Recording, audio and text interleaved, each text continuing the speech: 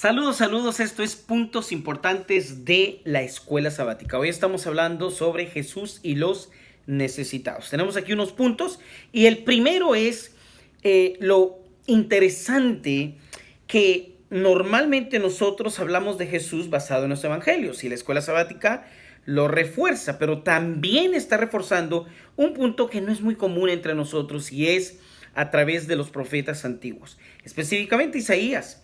Y en el capítulo, de hecho, a Isaías se le conoce como el profeta del evangelio, porque muchos profetas hablaron de Jesús, pero Isaías es muy específico, es muy directo en la misión de Jesús, especialmente el capítulo 61 de Isaías.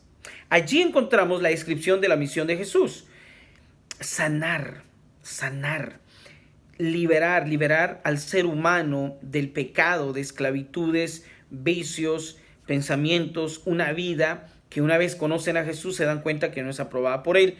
Y Él les provee todos los recursos divinos para poder encontrar ese sanamiento, esa restauración y esa liberación. Y creo por fe que todos los que me están viendo y estamos aquí, hemos disfrutado de esa bendición de tener un Salvador, un doctor, un restaurador personal.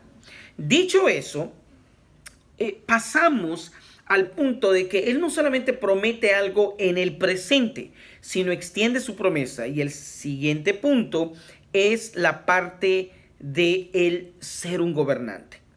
Si Él es un gobernante, debe tener súbditos. Si tiene súbditos, entra un concepto que la escuela sabática es bien clara en ellos. En el lunes, martes, miércoles en adelante, habla claramente sobre el tema del reino. Y de eso quiero hablar en el segundo punto importante aquí, de que la iglesia se convierte en ese proceso de expresión de la voluntad de Dios. Pero entonces hacemos la pregunta: ¿qué es el reino de Cristo? Miren lo que dice la Biblia. Hay una promesa extraordinaria en el libro de Daniel para nuestro tiempo. Él dice lo siguiente en el libro de Daniel, capítulo 2, versículos 44. Palabra de Dios de manera clara y directa dice: y en los días de estos reyes, nuestro tiempo, porque en la imagen está hablando del tiempo del fin. Miren el trabajo y la visión de Dios. El Dios del cielo levantará un reino que no será jamás destruido, ni será el reino dejado a otro pueblo. Desmenuzará y consumirá todos estos reinos, refiriéndonos a los reinos actuales, pero Él, el reino de Dios, permanecerá para siempre. Lo primero que notamos aquí es de que es una promesa de Dios para el tiempo del fin. Una de las promesas que poco estudiamos. Número 2, encontramos aquí de que Dios va a levantar. Noten, no es que va a bajar del cielo, sino va a levantar. El comentario bíblico adventista, hablando de Daniel 2:44, dice claramente que la palabra levantar tiene que ver con hacer, formar con recursos o un material humano de esta tierra. De esta forma vemos de que Dios está buscando con quiénes formar su reino en esta tierra. Entonces aquí está la promesa. Tenemos que analizar el tema del reino de una manera más extensa. Si nos vamos al libro, otro libro, vamos al libro de Isaías, no el 61, sino ahora vamos a ver el Isaías capítulo 9, versículos 6 y 7. Normalmente nosotros siempre nos detenemos con el versículo 6. Y miren lo que dice aquí, hermosísimo lo que dice. Porque un niño nos es nacido, la misma promesa de Cristo, ¿verdad? Hijo nos es dado, y el principado sobre su hombro, y se llamará su nombre admirable, consejero, Dios fuerte, Padre eterno, príncipe de paz. Pero el 7 extiende la misión de Cristo. Este niño o hijo nos es dado. Lo dilatado de su imperio y la paz no tendrán límite sobre el trono de David y sobre su reino, disponiéndolo y confirmándolo en juicio y en justicia desde ahora y para siempre. El celo de Jehová de los ejércitos hará esto. Así que la mayoría ha hablado de Cristo a la mitad.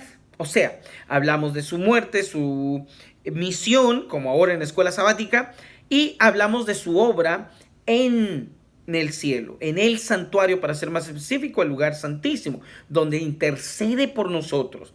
Sin embargo, la profecía muestra que la extensión de la obra de Cristo no solo es muere, se va, llega al santuario, sino que mientras está allá en la tierra se realiza una obra, y es la obra de su imperio, la obra de su reino, de su paz, que se transmite de alguna u otra forma. Debe cumplirse esta promesa. Y mis hermanos, desde la muerte de Cristo y desde que Él llegó a el santuario, al cielo, al lugar santísimo, esta promesa no se ha cumplido el 100%. ¿Por qué? Vamos a analizarlo. Número 1, veamos que Él mismo, estando en la tierra, hizo una oración y la encontramos en Mateo 6. Vamos rapidito a Mateo 6. Yo no puedo cubrir todo el tema, pero si les interesa profundizar esto más, el tema del reino, el reino premilenario, por favor escríbanme. Vayan a laverdadprofetica.com en la sección de contacto, escríbanos un correo electrónico y díganos: nos gustaría recibir el tema del reino más extenso, y con gusto se los enviamos. O vayan a La Verdad Profética en Facebook y escríbanos un mensaje en privado y háganos esa petición o cualquiera de los temas que nosotros compartimos, y con gusto se los pasamos. Muy bien, vamos a ir al libro de Mateo, Mateo capítulo 6, y vamos a leer el versículo 9 y 10. Vosotros pues, dijo Jesús, oraréis así: Padre nuestro que estás en los cielos, santificado sea tu nombre. Miren el poder de la oración.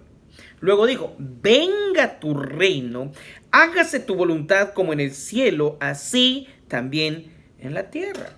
Entonces, el objetivo del reino de Daniel 2:44, de Isaías 9, 6 y 7, en relación a la escuela sabática, sigue en futuro. ¿Saben por qué?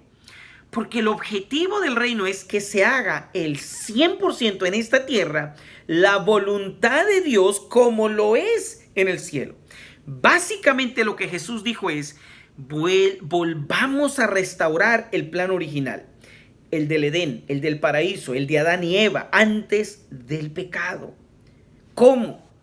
Que seres humanos como nosotros, rescatados del mal del pecado por la muerte de Cristo y su intercesión, cubiertos de su sangre, llenos de su palabra, podamos ser restaurados a la imagen de Cristo, a la imagen de Dios, a la imagen de Adán y Eva antes del pecado, para que entonces en esta tierra sea hecha la voluntad de Dios como en el cielo. Ese es el objetivo del reino. Y por eso es que Daniel 2:44 fue claro. Dice: antes de que termine la gracia, antes de que terminen de existir estos reinos, nuestros reinos actuales, porque habla de los pies, dedos de esa gran imagen de reinos, la historia del mundo, de que debe ocurrir en nuestro tiempo. O sea, si hubo un pueblo que debe de experimentar el cumplir Daniel 2:44, Isaías capítulo 6, capítulo 9, versículos 6 y 7, Mateo capítulo 6, versos 9 y 10, somos nosotros. El Espíritu de Profecía, en Joya de los Testimonios, en el tomo 3, en la página 258 en adelante, la inspiración habla de esto y aplica este versículo, que cuando se lleve a cabo una reforma completa, una restauración completa, y la imagen, el carácter, el Espíritu Santo de Dios reine como en los días de los discípulos sobre la iglesia de Dios hoy, entonces esta oración se elevará y se cumplirá aquí en esta tierra. Y a esto llamamos el fuerte pregón, a esto llamamos la lluvia tardía, a esto llamamos el periodo en el que Dios tendrá un pueblo sellado y preparado, un pueblo santo y puro, según Apocalipsis capítulos 14, versículos 12. He aquí la paciencia de los santos, los que guardan los mandamientos de Dios y tienen la fe de Jesús. Bien, entonces ahí está la promesa. Otro versículo para dejar esto más claro. ¿Quién es el reino? Si el objetivo del reino es reflejar el carácter, restaurar la imagen de Dios como en los días de Adán y Eva antes del pecado, mis hermanos, la pregunta es simple. ¿Quién lo ha logrado? ¿Quién ha logrado hacer esta experiencia aparte de Cristo? Él vino y dice, se puede, ahora nos toca a nosotros. Es un tema de fe, es un tema de cambio, es un tema de reforma, es un tema de someternos a estas promesas. Bien, vamos ahora a ver dónde y cómo Dios quiere realizar esto. Vamos a ir a Mateo capítulo 13, versículos 38. ¿Quiénes son los que componen su reino? Porque algunos piensan, el reino de Dios, esos son los ángeles, ese es el mundo que no cayó. No. El reino de Dios es el que Satanás le quitó a Adán y a Eva. Y Jesús se lo ha arrebatado, se lo quiere dar a su pueblo, a nosotros. Mateo capítulo 13, vamos al versículo 38. El campo es el mundo, la buena semilla son los hijos del reino y las cizañas son los hijos del malo. Así que, ¿quiénes son los hijos del reino? La buena semilla. Estos no son más que los sellados, los fieles, el remanente de Apocalipsis 12, 17. La oportunidad la tenemos tú y yo, nosotros, si llegamos a ser fieles, verdaderamente convertidos en este tiempo del fin. Esto es tan importante que si este reino prometido, premilenial, tú y yo, nosotros no lo cumplimos, mis hermanos, esto no va a llegar a su cumplimiento. Quiero leerles Mateo capítulo 24, versículos 14. Y será predicado este evangelio del reino. ¿Del qué? Del reino. A todo el mundo. Para testimonio a todas las naciones. ¿A cuántas? A todas. Hoy día, cierto, somos el pueblo de Dios. Tenemos extraordinarios evangelistas, misioneros, predicadores. La televisión, la radio, medios, dinero, Dios mío, que no tiene la iglesia, hospitales, universidades. Pero yo les pregunto, ¿ha logrado impactar a todo el mundo? ¿Ha logrado coleccionar, juntar una gran multitud, como dice Apocalipsis 7:9, que nadie podrá contar para salvación? Si tu respuesta es no, entonces estás de acuerdo conmigo y con la Biblia sobre todo, de que este reino no ha cumplido su misión y no va a terminar de cumplir su misión hasta que el mundo, todas las naciones, sepan del evangelio del reino, de la restauración de Dios, de Cristo, del Espíritu Santo, integrados en seres humanos. Los 144,000 de Apocalipsis 7, versículos 4. Allí está. Ahora, si quieren más confirmación, les recomiendo leer Testimonios para los Ministros 422. La pregunta es bien clara. Dice, ¿quiénes son los súbditos del reino de Cristo? Y la lista es toda una lista que da en la que refleja el desarrollo completo del evangelio, la voluntad, el carácter de Dios en su pueblo, en tiempo de gracia, en esta tierra y en este tiempo. Léanse Testimonios para Ministros 422. Bien, último punto. Hay muchos más, pero voy a compartir uno más. Y es Jesús sana. ¿Qué es eso? Bueno, en su tiempo, Él fue claro. De acuerdo a Isaías 61, vino a sanar. Sanó en el espíritu, sanó físicamente, sanó mentalmente, sanó en todo sentido, incluyendo económicamente, matrimonialmente. Él es el sanador de todo. Ahora, en nuestro tiempo, ¿cómo aplicamos el que nosotros los discípulos debemos de cumplir el papel de Cristo? Bueno, Dios nos ha dado el mensaje pro salud. Mis hermanos y hermanas, si nosotros no hacemos caso al mensaje pro salud y seguimos el ejemplo de Daniel de prometió no contaminarse con la comida del rey. Si nosotros, representantes de Elías, hoy día no repetimos la historia de Elías cuando se estaba retirando de esta tierra, él transformó de una comida carnívora y común a una natural, orgánica y vegetariana.